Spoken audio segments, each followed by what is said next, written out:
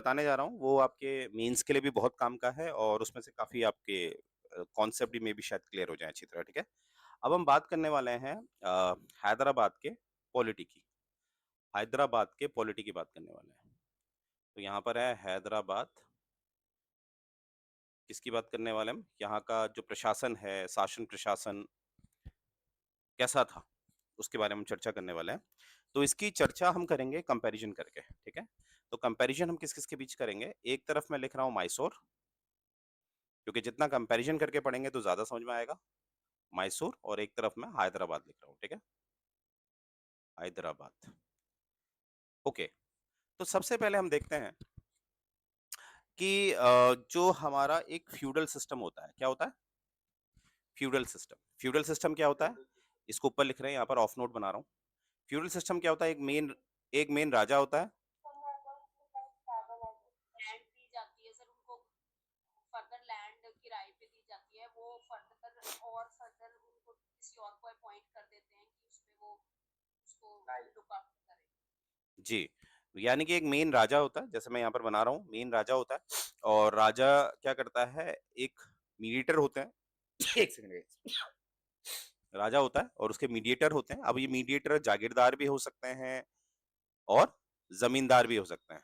जागीरदार भी हो सकते हैं और ज़मींदार भी हो सकते हैं और इनकी ज़िम्मेदारी होती है कि ये अपना रेवेन्यू भी कलेक्ट करेंगे और अपने थोड़े से सैनिक को भी मेंटेन करेंगे, सोल्जर्स को भी मेंटेन करेंगे, यानी कि आर्मी को भी मेंटेन करेंगे और राजा को जब भी दिक्कत होगी तो ये लोग हेल्प करने आ जाएँगे और हमने ये भी देखा था कि आगे चल के कहीं न कहीं यही ज़मींदार और जागीरदार बहुत पावरफुल हो गए थे। क्यों? क्योंकि सेना तो इन्हीं के पास थी।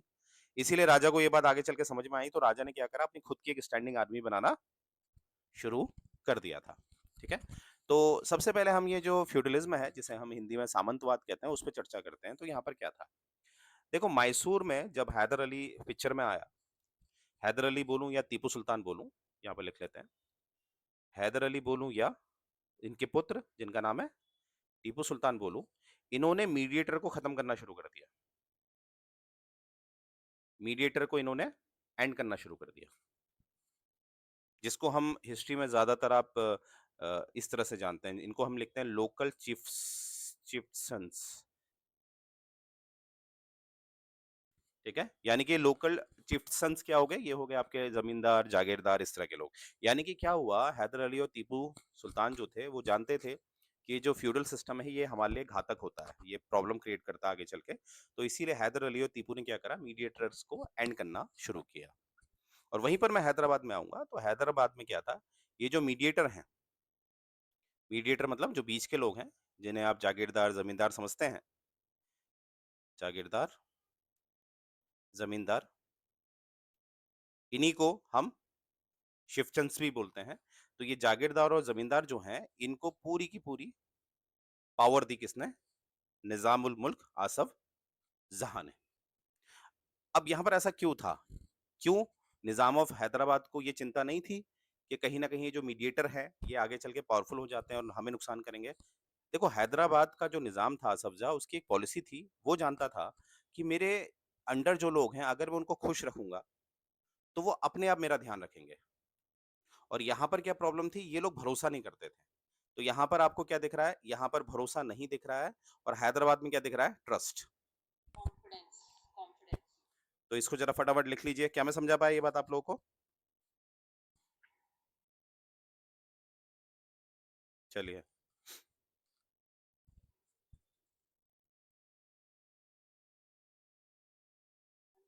डन। अब यहीं से इसी से जुड़ा हुआ है, सभी का हो गया ना? Yes sir. अब इसी से जुड़ा हुआ है, अगर मैं यहाँ पर रेवेन्यू की बात करूँ, राजस्व की बात करूँ, तो रेवेन्यू में वही है, एक तरफ मैं रख रहा हूँ आपके मैसूर को और एक तरफ मैं रख रहा हूँ हैदराबाद को। अब ध्यान से देखेंगे, तो यहाँ पर देखो मैसूर में क्या है, मैसूर में डायरेक्ट क्या है, जो किंग है, वो डायरेक्ट क्या कर रहा है, रूल कर रहा है। तो वो क्या करेगा कि जो भी ये रेवेन्यू जनरेट किया जाएगा, वो कलेक्ट किया जाएगा किससे? वो कलेक्ट किया जाएगा ब्यूरोक्रेसी से। अब ये ब्यूरोक्रेसी का क्या मतलब हुआ? आज के हिसाब से ये कौन होते हैं ब्यूरोक्रेट्स? ऑफिशियल्स। एब्सोल्युटली, जो हायर गवर्नमेंट ऑफिशियल्स होते हैं ना, वो कहलाते हैं ब्यूरोक्रेट्स। यानी कि मैसूर में मैंने बताया था ना, बीच के जमींदार जागीरदारों को हटाने का पूरा प्रयास किया गया और हटाया भी गया, और डायरेक्ट इनके बदले कौन बैठ गए थे? सरकार के ही आदमी, जिसे हम क्या कहते हैं? ब्यूरोक्रेट्स। ठीक है। तो यानी कि मैसूर में जो लैंड रेवेन्यू सिस्टम जो था, वो सारा का सारा कंट्रोल या कलेक्ट कौन करता था? ब्यूरोक्रेट्स। और हैदराबाद की बात की जाए तो हैदराबाद में जितना भी रेवेन्यू सिस्टम है, उसको कलेक्ट या कंट्रोल कौन कर रहा है? इंटर इंटर टरीस, यानी कि जिन्हें आप किस नाम से जानते हैं? जागीरदार और जागीरदार और जमींदार। चलिए लिखिए फटाफट।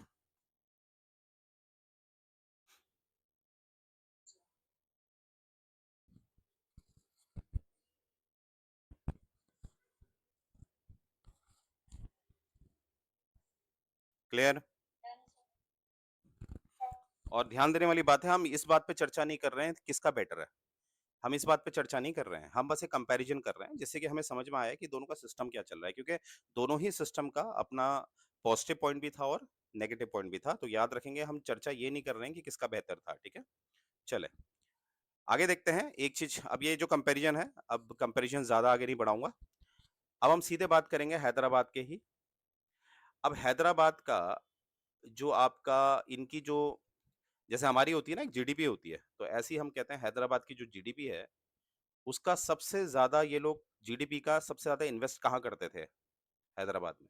हैदराबाद की जीडीपी का सबसे ज्यादा इन्वेस्टमेंट ये लोग करते थे किसमें? आर्मी में। ऐसा क्यों? ऐसा इसलिए, अगर आप ध्यान से देखेंगे, हैदराबाद ये है, ये वाला एरिया हैदराबाद मान लेते हैं, यहाँ पर किसका दबदबा है? मराठाओं का। किसका? और यहाँ पर कौन है? मैसूर। तो यानी कि हैदराबाद ऐसी जगह पे बसा हुआ है जहाँ, स्क्रीन उड़ गया, अभी देखो, नहीं है? Okay, what I am saying कि यहाँ पर मैं कह रहा हूँ ये है आपका हैदराबाद बीच वाला। अब इसके ऊपर मराठा, आपको पता ही है मराठा बहुत स्ट्रांग हो गए हैं इस समय, राइट? तो मराठाओं से भी बचना है, मैसूर से भी बचना है, तो सबसे ज्यादा इन्वेस्टमेंट कहाँ करना है? समझदारी क्या है? तो लिख लीजिए ये बात।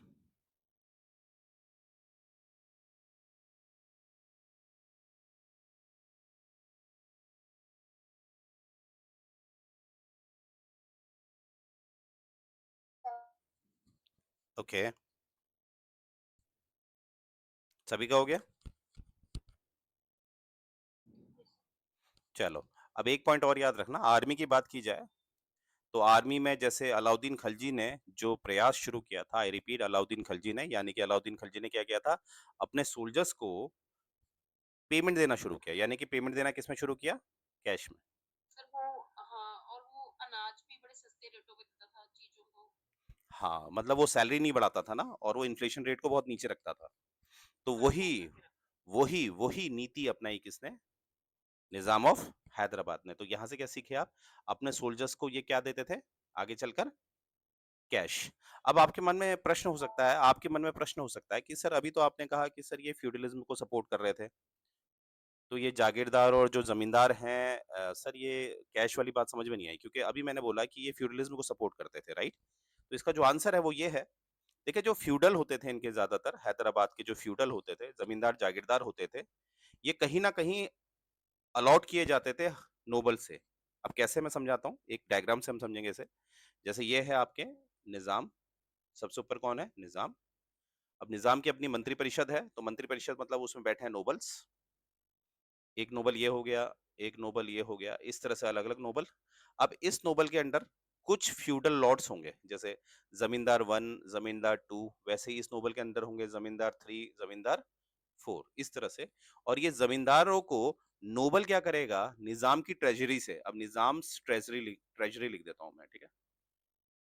तो निजाम की ट्रेजरी से पैसा ये नोबल के द्वारा, जमींदार के द्वारा कहा गया?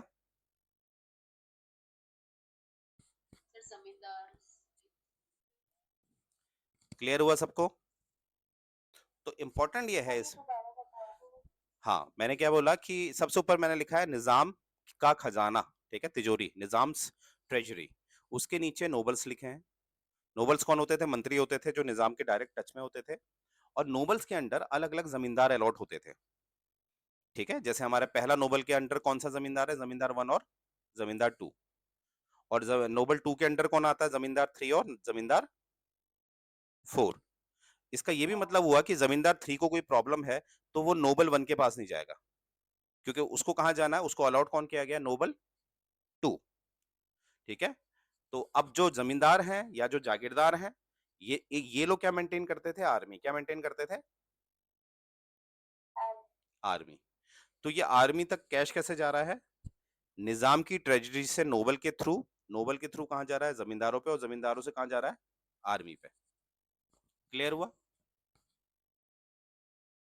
तो मतलब जमीन नोबल से जमींदार और जमींदार से आर्मी। बिल्कुल।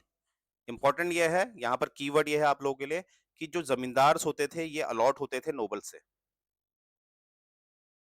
अलॉट मतलब निश्चित होता था, जैसे आप समझ लो आप एक ज़मींदार हैं, तो आपको ये भी पता रहता था कि अगर आपको कोई समस्या है पैसे को लेकर या कोई भी समस्या है, तो आपको कहाँ जाना है। जैसे आज भी आपको पता होता है ना, जैसे आपको पता है आप जिस एरिया में रहते हैं, तो आपकी एक तहसील होती नहीं होती? तो आपको कोई ज़मीन बेचनी है या खरीदनी है, आपको ये तो पता रहता है मेरे को कौन-सी तहसील में जाना है, येस और नो? हाँ या ना बताइए? हेलो, गाइज़ मेरी आवाज़ आ रही है? Yes sir. हाँ, तो यही चीज़ अलॉटमेंट मतलब यहाँ पर यही अलॉट थे कि ज़मींदार और नोबल्स आपस में अलॉटमेंट था इनका, जिससे कि मैनेजमेंट प्रॉपर रहे। क्या रहे मैनेजमेंट? प्रॉपर रहे। क्या मैं समझा पाया? सभी को समझ में आया नहीं आया? Yes sir. ठीक है? तो ये एक इनका एक यूनिक सिस्टम था, ठीक है? चलिए, आगे बढ़ते हैं। वही लैंड रेवेन्यू पे ही हम बात करेंगे, लैंड रेवेन्यू पे ही हम बात करेंगे और लैंड रेवेन्यू राजस्व कहाँ का? हैदराबाद का हम डिस्कस कर रहे हैं, ठीक है? हैदराबाद का। तो यहाँ पर हमें क्या देखना है कि ज़्यादातर जो एक स्टैंडर्ड था इन लोगों का, हैदराबाद में स्टैंडर्ड था, वो था 50% of the produce, 50% of the produce था। ये एक स्टैंडर्ड था। बट इसमें एक नोट भी है, क्योंकि जब इतिहासकारों ने इसमें इनके जो बही खाते थे, उनको जब खंगाला, बही खातों को स्टडी किया, तब पता चला कि ये 50% रेयरली कलेक्ट होता था। Rarely it was collected. चाहे लिखा रहता था कि 50% कलेक्ट किया जाएगा, बट ये बहुत मुश्किल से ही कलेक्ट किया जाता था। ठीक है? अब ये लाइन ज़रा समझनी है आप लोगों ने, अगर ये रेयरली इट वाज़ कलेक्टेड तो इसका मतलब है कि यहाँ पर सिस्टम क्या था, अगर कोई किसान नहीं दे पाता था, तो उसको फ़ोर्स नहीं किया जाता था। अगर यहाँ पर लिखा रहता कि मैंडेटरी इट वाज़ कलेक्टेड, तो इसका मतलब क्या होता है, यहाँ पर किसानों का क्या हो रहा है, काफ़ी शोषण। तो यहाँ से ये पता चल रहा है, ऑल्दो जो स्टैंडर्ड था वो था 50% ऑफ द प्रोड्यूस, ये टैक्स हुआ करता था, परंतु इसको बहुत कम कलेक्ट किया गया है। अर्थात यहाँ पर किसानों का सम्मान किया जाता था। क्या मैं समझा पाया? तो मतलब हम ये कह सकते हैं सिस्टमैटिक वे से बहुत पीसफुली काम किया जाता है। एब्सोल्युटली। अंदाजा तो यही है ना, क्योंकि हिस्ट्री में जो हिस्टोरियन ने इसको खंगाला, वही खातों से देखा, तो जब उन्होंने टोटल किया तो कभी भी नहीं था कि 50% प्रोडक्शन का 50% कभी भी स्टेट के पास नहीं पहुंचा, बहुत कम पहुंचा है। तो इससे तो अंदाजा। उसको टैक्सेस में जैसे आगे प्रॉब्लम नहीं आती थी, जैसे 50% उन्होंने स्केल पे रखा कि इतना चाहिए, और हम्म। जैसे अब टैक्स जो पेमेंट नहीं आएगा, कलेक्ट होगा, तो आगे मेंटेनेंस में प्रॉब्लम नहीं आती होगी। तो सरकार के पास एक ही ऑप्शन थोड़ा ना होता है कि सरकार जो कमाई करे वो सिर्फ टैक्स लगा के ही करे। सरकार क्या कर सकती है, अटैक भी तो कर सकती है, आजू बाजू लूट मार कर सकती है। मराठा क्या करते थे, अपने लोगों से कहाँ टैक्स लेते थे? वो इधर उधर के लोगों में लूट मार करके क्या करते थे, खजाना इकट्ठा करते थे। तो आज भी देखो, क्या हमारी गवर्नमेंट के पास एक ही सोर्स है इनकम का, डेट इज टैक्स। सरकार जो डिसइन्वेस्टमेंट करती है, वो सरकार की इनकम नहीं होती है क्या? तो फिर इसका आंसर क्या है कि सरकार के पास कभी भी एक ही साधन नहीं होता है इनकम का, और जिस सरकार के पास सिर्फ टैक्स ही साधन है, तो सरकार निकम्मी है। ये सुनो, क्योंकि टैक्स का मतलब क्या है, आप किसी और के प्रोडक्शन में और की मेहनत में क्या ले रहे हो, शेयर, यस और नो? बाकी लोग को समझ में आई ये बात? चलिए, तो यहाँ से हमें क्या पता चल रहा है कि ये लोग क्या करते थे, चाहे इन्होंने स्टैंडर्ड बनाया था 50% ऑफ द प्रोड्यूस, पर ये लोग कभी भी इन्होंने कलेक्शन इससे नहीं किया, इतना कलेक्शन, ठीक है, इन्होंने क्या करा होगा, लूट मार करी होगी, क्योंकि इनके समय पे सब लोग खुश थे। अच्छा, अब आगे बढ़ते हैं, लैंड रेवेन्यू वाले पे हम पढ़ेंगे। तो देखो, एक अब एग्जाम वाइज आपको क्या याद रखना है, जैसे जो स्टेट्स का कलेक्शन है, जो अभी मैंने 50% बताया आपको, स्टेट्स का जो कलेक्शन है, जो है 50% वाला, उसको कहा जाता था जमाबंदी। जमा, सर हाँ जी, हाँ जी। सर मेरा ना लॉग आउट हो गया था, तो प्लीज थोड़ा सा बताएंगे कि आर्मी के बाद आपने कौन सी कितना छूट गया है, मैं थोड़ा बस ओ, उसमें आर्मी के बाद रुकिए, कुछ नहीं, मैंने रिकॉर्डिंग लगा रखी है मैम, आज रिकॉर्डिंग हो रहा है, वो किसी का फोन आया था तो उसने कहा था रिकॉर्ड कर देना, मैं रिकॉर्डिंग डाल दूंगा, ठीक है। चलिए, अब यहाँ पर क्या है कि जो स्टेट का कलेक्शन है वो क्या कहलाया, जमा बंदी। ये क्वेश्चन पूछा गया है, ये क्वेश्चन पूछा गया है कि जमाबंदी क्या था। ये एक राज्य का कलेक्शन था, हैदराबाद का। इससे पहले का पॉइंट क्या था सर, ये मैं कनेक्ट नहीं कर पा रही कि स्टेट कलेक्शन के बारे में आप कुछ बता रहे हैं तो। हाँ, मैं रेवेन्यू बता रहा था ना, रेवेन्यू कलेक्शन, तो ये हाँ लोग जी हाँ, रेवेन्यू लेते थे ना, हाँ। तो उसके जैसे, बाद पॉइंट हाँ, उसके पास काफी आ गया है। बस इतना याद रखिएगा अभी फिलहाल, कि याद रखिएगा कि जो जमाबंदी होता था, जैसे स्टेट अपना कहता है ना, आप मुझे इतना टैक्स दोगे, आप मुझे इतना टैक्स दोगे, इतना शेयर दोगे, आपके प्रोडक्शन में आप मुझे इतना शेयर दोगे, तो जो शेयर जैसे होता था, स्लैब होते हैं, हाँ, आज के टाइम में स्लैब होते जो शेयर होता था उसे कहते थे जमाबंदी। यानी कि यहाँ से क्या सीखा आपने, स्टेट्स का कलेक्शन क्या कहलाता था, जमाबंदी। और ये स्टेट कलेक्शन कहाँ का, हैदराबाद। हैं। और एक दूसरा शब्द होता था जिसको हम कहते थे कामिल, KAMIL, कामिल। कामिल क्या होता था, ये एक असेसमेंट होता था, अभी मैं बताऊंगा, पहले लिख लेंगे, एक ये असेसमेंट होता था, एक असेसमेंट फिगर होता था, ठीक है, एक असेसमेंट फिगर होता था जिसमें लैंडलॉर्ड का कंसर्न भी होता था, लैंडलॉर्ड का कंसेंट भी होता था। अब इसका क्या मतलब हुआ, पहले तो लैंडलॉर्ड समझ लेते हैं। यहाँ पर लैंडलॉर्ड से क्या मतलब है, या तो ये जागीरदार है या ये जमींदार है, ठीक है, या तो ये जागीरदार है या ये जमींदार है, कौन, लैंडलॉर्ड। ऐसा होता था ना, आप आज भी देखते हैं कि जैसे बजट आता है ना, बजट क्या होता है, बजट तो हमेशा क्या होता है, फ्यूचरिस्टिक होता है, वो एक असेसमेंट ही तो होता है। तो इसमें ये लोग क्या करते थे, जैसे जमीन है कोई, अब ऐसे इनके एरिया में ऐसी जमीन है जो दोनों तरफ नदियों के बीच है, यानी कि दोआब है, तो यहाँ पर ये लोग क्या करेंगे, यहाँ पर असेसमेंट लगा देंगे कि यहाँ पर 100 किलो अनाज होगा, ठीक है। और वही एरिया, बराबर एरिया कोई ऐसी जगह पे है जो थोड़ा नदियों से दूर है, तो वहां, प्रेडिक्शन करते थे ऑलरेडी। हाँ, देखो एरिया दोनों के सेम है, आपने ये लेके चलना है, एरिया दोनों के सेम है। तो यहाँ पर ये लोग असेसमेंट क्या करेंगे, यहाँ पर जो अनाज होगा वो कितना होगा, 20 किलो। रीजन क्या है कि ये जमीन क्या है, फर्टिलिटी यहाँ कम है, और इस जमीन की क्या है, फर्टिलिटी बहुत ज्यादा है। तो ये असेसमेंट होता था कि यहाँ पर जो होगा शेयर कितना होगा, 100 किलो, और यहाँ पर जो शेयर होगा वो होगा 20 किलो, ठीक है। या इसको ऐसे भी कह सकते हो कि टोटल प्रोडक्शन यहाँ पर 100 किलो इन्होंने असेस किया, और यहाँ पर इन्होंने 20 किलो असेस किया। अब यहाँ पर जो स्टेट का जो थ्योरी में शेयर कितना होगा, 50 किलो, कितना होगा, 50 किलो। और यहाँ पर कितना शेयर होगा स्टेट का, जो, सर 10 किलो क्योंकि थ्योरी में हमने क्या पढ़ा है कि लैंड रेवेन्यू, ये लोग हाफ होगा प्रोड्यूस का कितना सेट किया था इन्होंने, 50%। तो इस तरह से क्या है, यहाँ पर जो असेसमेंट है, आप समझ गए होंगे, असेसमेंट ये लोग लगाते थे, कुछ ऑफिसर्स होते थे, और उस ऑफिसर्स में लास्ट में साइन लैंडलॉर्ड के भी होते थे, यानी कि लैंडलॉर्ड का भी इसमें कंसेंट होता था। ये बात याद रखें, यानी कि लैंडलॉर्ड का भी कंसेंट, मतलब लैंडलॉर्ड की संज्ञान में ये बातें होती थी। और लैंडलॉर्ड से यहाँ क्या मतलब है, जागीरदार और जमींदार, ठीक है। तो कामिल क्या है, कामिल एक असेसमेंट है, कामिल क्या है, एक असेसमेंट है। क्या मैं समझा पाया, क्लियर हो गया सभी का? तो यहाँ पर एक बार फिर देखेंगे, जमाबंदी क्या है, जमाबंदी ये है, जैसे कामिल से जो ये 50 किलो चला गया है, ये कहलाएगा जमाबंदी। 100 किलो अनाज असेस किया गया है, मानते हैं 100 किलो में से जो असेस किया था 80 किलो ही हुआ, कितना हुआ, 80 किलो ही हुआ। तो जो 80 किलो है इसका 50% कितना हुआ? 40 चाल केजी 40 kg कहाँ जाएगा? स्टेट में। तो जमाबंदी क्या हो गया? हाँ जमाबंदी हो गया इसका 40 किलो। कितना हो गया? 40। और जो बाकी 40 kg बचा हुआ है वो किसका शेयर हुआ है? वो है आपके जागीरदार या जमींदार का। अब जागीरदार और जमींदार अपने हिसाब से किसानों को हिस्सा उनका दे देता था। और ये बात याद रखेगा, हैदराबाद में जागीरदार और जमींदार जो थे उन्होंने किसानों का शोषण नहीं किया है, क्योंकि इतिहास कभी नहीं कहता है कि हैदराबाद में किसानों का शोषण हुआ जब निजाम थे। क्या ये बात पकड़ पाए आप लोग? सर। हाँ जी।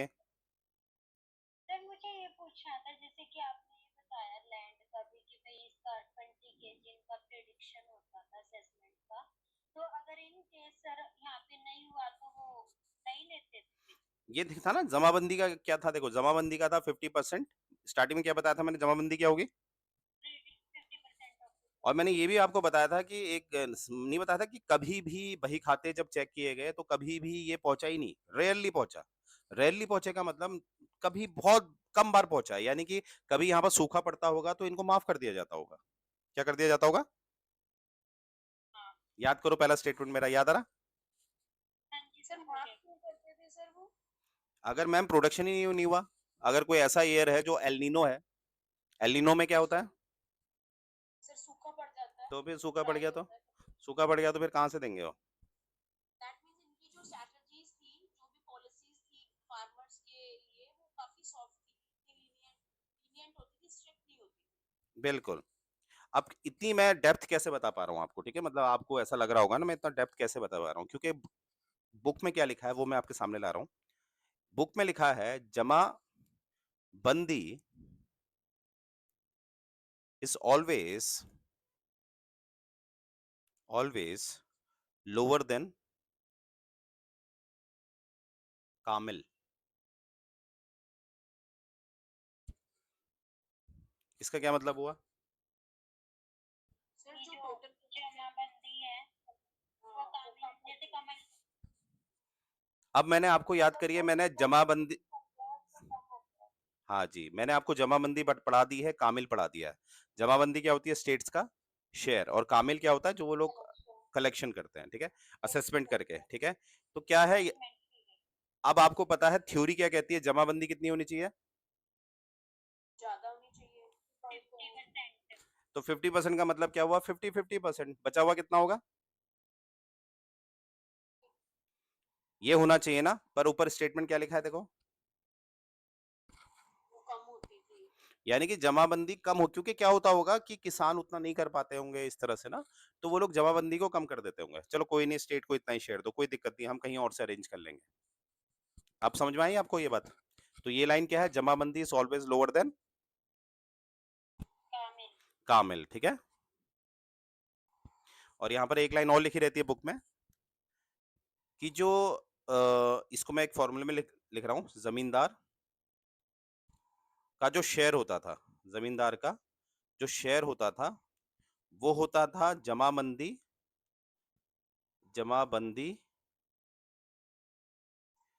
और कामिल का डिफरेंस, कामिल का डिफरेंस, या इसका उल्टा भी लिख सकते हैं, कामिल और जमाबंदी का डिफरेंस जो होता था वो किसका शेयर होता था? जमींदार का जो लेफ्ट आउट बचा है। बिल्कुल। तो ये है आपकी बुक में लिखा हुआ, तो इसीलिए हमें आइडिया मिलता है कि यहाँ पर जो जमाबंदी है वो कभी भी रेयरली रेयरली जो है वो जितनी चाहिए उतनी मिली। स्टेट ने अपने शेयर के साथ हमेशा कॉम्प्रोमाइज किया, तो इसका मतलब क्या था? स्टेट सच में अपने लोगों का ध्यान रखता था। इसीलिए ना ये आपने यहाँ तक हो गया आप लोग का? हो गया? और इसीलिए आपने देखा होगा इतिहास जो भी आप लोगों ने किताबें पढ़ी हैं, निजाम आसिफ जहाँ का जो समय काल है वो है 1724 से 1748। तो कभी आपने सुना है कि इनके समय पे किसी ने रिवोल्ट करा? कभी नहीं सुना होगा। इतने लोग इसके अंदर, और किसी की हिम्मत नहीं थी, ना ही मैसूर की हिम्मत थी, ना ही मराठाओं की हिम्मत थी कि एकदम इनसे ज्यादा पंगा ले लें।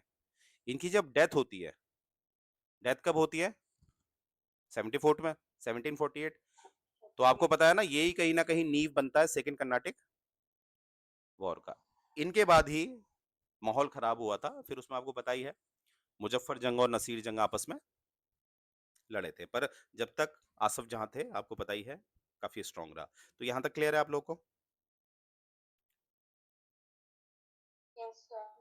ठीक है। अच्छा, अब देखो, मैं बहुत इंपॉर्टेंट चीज आपको बता रहा हूँ जो आपको समझ में आ जाएगी आज, क्योंकि बहुत लोग मुझसे पूछते हैं कि सर, जमींदार और जागीरदारी में क्या डिफरेंस होता है? ठीक है, जमींदार वर्सेस